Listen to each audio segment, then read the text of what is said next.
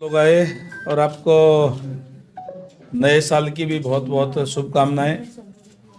आज तो हम यहाँ कार्यालय के अंदर प्रधान जी ने पार्टी की तरफ से ड्यूटी लगाई है। मेरी ड्यूटी कि दूसरे और आखिरी शुक्रवार को पार्टी के जो वर्कर है या पार्टी के कोई भी जो भी आम जो लोग आकर आएंगे उनकी शिकायतें सुनने के लिए यहाँ ड्यूटी लगाई है। उसके तहत हम यहाँ शिकायतें सुन रहे हैं ग्रंथित लोगों की, और ग्रंथित सुन करके मौके पे ही अधिकारियों को दिशा निर्देश दे रहे हैं कि इनकी समस्याओं को दूर किया जाए। अलग अलग आज जिस तरीके से मैं समझता हूँ कि लगभग 200-250 के करीब शिकायतें, ज़्यादा होगी 500 के करीब आगे और आगे होंगे काफ़ी अभी बार।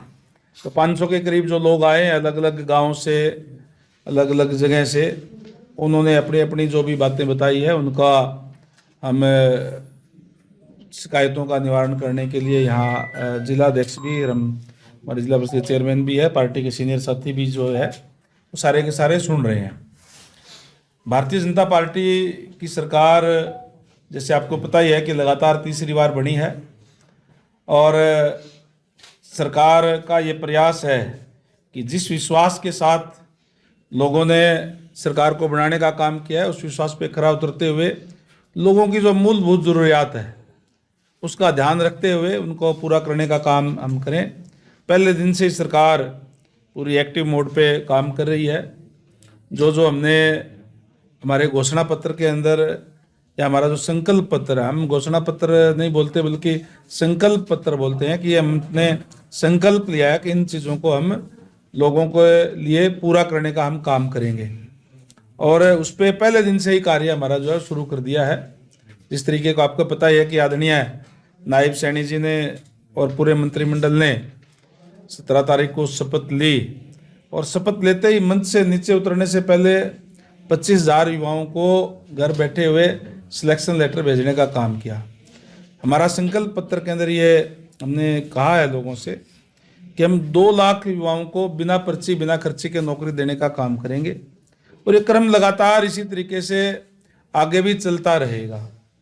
इसी तरीके से चाहे डीएससी की बात हो, डिप्राइव्ड शेड्यूल कास्ट की, हमने उनसे वायदा किया था चुनाव से पहले कि हम जिस तरीके से बाबा साहेब डॉक्टर भीमराव अंबेडकर जी ने जो आरक्षण की व्यवस्था की कि जो वंचित वर्ग के लोग हैं उनको उनका हक मिल सके, इसलिए एक सामाजिक न्याय करते हुए जो पहली कैबिनेट की मीटिंग थी उसके अंदर पहला एजेंडा ये था कि आज से ही हरियाणा प्रदेश के अंदर जो डीएससी समाज है उसका 10% से अलग से आरक्षण होगा।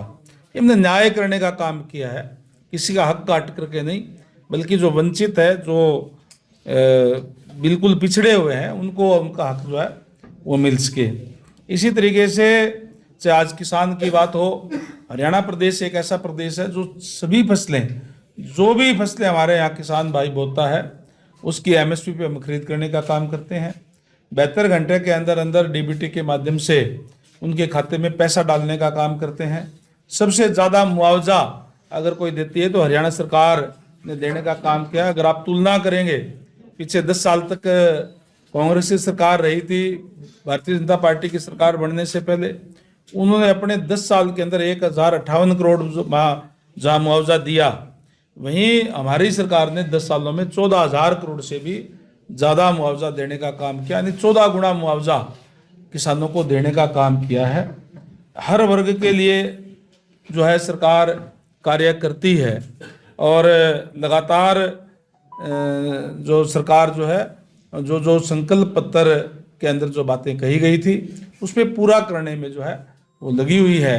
और उसी के तहत आज हम लोगों को कोई दिक्कत परेशानी जो भी हो वो सुनने के लिए पार्टी के तमाम सीनियर साथी भी आज लोगों में बैठ करके सुन रहे हैं, और उनका शिकायतों का निपटारा करवाने का काम भी हम कर रहे हैं। हमने अपने अपने अधिकारियों को भी ये कहा है कि अपने अपने दफ्तर के अंदर कंप्लेंट रजिस्टर रखें और 7 दिन के अंदर अंदर उनका निपटारा करने का काम करें। लोगों का उसका ये लगे कि हाँ सरकार दफ्तर में आए और हमने जो है वो हमारा कार्य जो हुआ है, इस पे हमारा लगातार जो है प्रयास है। तो आज जो ज्यादातर समस्याएं थी वो किस बात को लेकर? आमतौर पे चाहे कोई गली बनाने की बात हो, चाहे कोई खेत का रास्ता बनाने की बात हो, चाहे पानी की बात है, कई जगह सीवरेज की भी बात, दिक्कत परेशानी की बात लोगों ने कही है, और कई जगह कहीं नई नई पाइपलाइन बिछाने की बात है। क्योंकि हमारी सरकार का ये नारा है, हमारे देश के यशस्वी प्रधानमंत्री नरेंद्र भाई मोदी जी का, कि हर घर में नल और नल में स्वच्छ जल। उसके तहत जल जीवन मिशन के तहत गाँव के अंदर भी हमने एक एक गांव के अंदर 1 करोड़ से लेकर के 5-5, 6-6 करोड़ रुपए तक के काम हुए हैं। और जो नई आबादी बनी है, जल जीवन मिशन के तहत हमने नई पाइपलाइनें बिछाई है। शहरी एरिया के अंदर अमृत योजना के तहत हमने नई पाइपलाइनें बिछाई है। फिर भी क्योंकि आबादी नई बढ़ती रहती है, कहीं रह गई हो उस टाइप की कहीं जहाँ शिकायतें आई, हम वहाँ भी हमने कहा है कि हाँ, तुरंत पाइपलाइनें बिछा करके इनको कनेक्शन दिया जाए। इसी तरीके से कई जगह जो है कोई सीवरेज की समस्याएं हैं, वहाँ भी हमने कहा है कि आप इसका एस्टिमेट बना करके, क्योंकि पहले जिस तरीके से जो कार्य होते थे वो मैं कहूँगा कि आगे का विजन लेकर के कार्य नहीं हुए, जो खासकर जो सीवरेज के मामले में। उदाहरण के लिए मान लो हम आउटर जो कॉलोनियाँ है, गंगवा रोड पे ही, राजगढ़ रोड पे ही जो नवद्वीप कॉलोनी वगैरह बनी हुई है, उसमें जब वो पाइप जो सीवर लाइन बिछाए गए तो इतने जितने मकान बने हुए थे उनकी कैपेसिटी के हिसाब से बना दिए गए। और क्योंकि कॉलोनियाँ वो बड़ी थी, मकान और बन गए, और अब उसके अंदर क्योंकि वो लोड बढ़ गया तो कहीं न कहीं दिक्कत परेशानी आती है। हमने अधिकारियों को ये कहा है, खासकर मेरे डिपार्टमेंट के अंदर, कि कोई भी अगर इस टाइप की हम कोई भी योजना बनाते हैं, कोई नई स्कीम बनाते हैं, तो आगे का विजन लेकर के बनाएं, ताकि आगे आने वाले समय में उनको दिक्कत परेशानी ना हो। जिस दिक्कत परेशानी का आज हम जो सामना कर रहे हैं, वहाँ भी हमने कह दिया उनको नए तरीके से बना करके, ताकि आगे आने वाले टाइम में लोगों को दिक्कत परेशानी ना हो। दिनों सड़कों की समस्या आई थी, उस पर काबू पाया गया या कितने अधिकारियों पर कार्रवाई स्टेट हो? देखिए, जैसे ही मंत्रालय मुझे मिला था, मैंने पहली मीटिंग के अंदर ही सभी अधिकारियों को पूरे प्रदेश भर से बुला करके स्पष्ट कह दिया था कि हम क्वालिटी से कोई समझौता नहीं करेंगे, हमें क्वालिटी वाला काम चाहिए, बढ़िया इंफ्रास्ट्रक्चर बना करके लोगों को हम देंगे। अगर कहीं कोई क्वालिटी में कोई दिक्कत पाई गई तो फिर उनके खिलाफ एक्शन होगा। हमने जहाँ जहाँ दिक्कत परेशानी थी वहाँ अधिकारियों के खिलाफ भी एक्शन लिए हैं। एजेंसीज जो बनाने वाले हैं उनके खिलाफ भी एक्शन लेने का काम हमने किया है। चाहे वो हिसार की बात करूं तो हमने चाहे जेई, एसडीओ और एक्शन को सस्पेंड करने का काम किया था।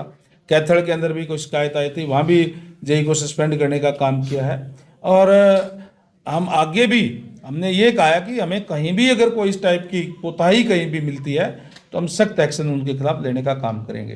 विभागीय विजिलेंस की आप बात कर रहे थे, विभागीय विजिलेंस बनाएंगे पीडब्ल्यूडी में, तो कोई अभी इसका प्रारूप आया है? हाँ बिल्कुल, एक एससी को हमने जो है विजिलेंस के अधिकारी के लिए अब वो बना दिया है। अभी 1-2 दिन में उसका ऑफिस का और का सेटअप जो है वो बन जाएगा।